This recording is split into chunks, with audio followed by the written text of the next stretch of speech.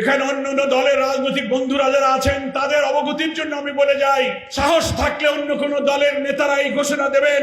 ওই সোহরাওয়ার্দী উদ্যানের মাঠে অসুস্থ আমাদের আমির সাহেব ঘোষণা দিয়েছিলেন, জামাত ইসলামী যদি ক্ষমতায় যায় আমি ঘোষণা দিচ্ছি আমাদের কোন মন্ত্রী, কোন এমপি সরকারি গাড়ি, সরকারি বাড়ি, সরকারি প্লট, সরকারি কোন ফ্ল্যাট গ্রহণ করবে না।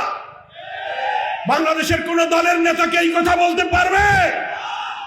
জনগণ যদি জামাত ইসলামীকে রাষ্ট্র শাসনের দায়িত্ব দেয়, আমরা শাসক হব না, আমরা সেবক হব।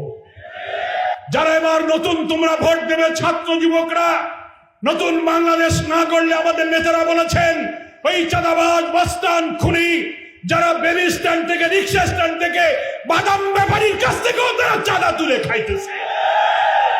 তিনটা দল দেশ শাসন করেছে, আমরা আর পুরনো জিনিস দেখতে চাই না। চরমোনার পীর সাহেবরা একটা কথা বলেন যে আমরা এবার পুরানো বউ নতুন কাপড় দিয়ে আমরা দেখতে চাই না, আমরা বউও নতুন আনবো, শাড়িও নতুন আনবো। কি বলেন ঠিক কিনা?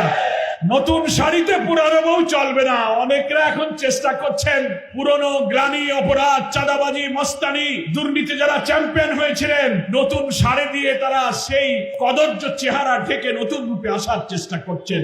বাংলার মানুষ সেটা গ্রহণ করবে না।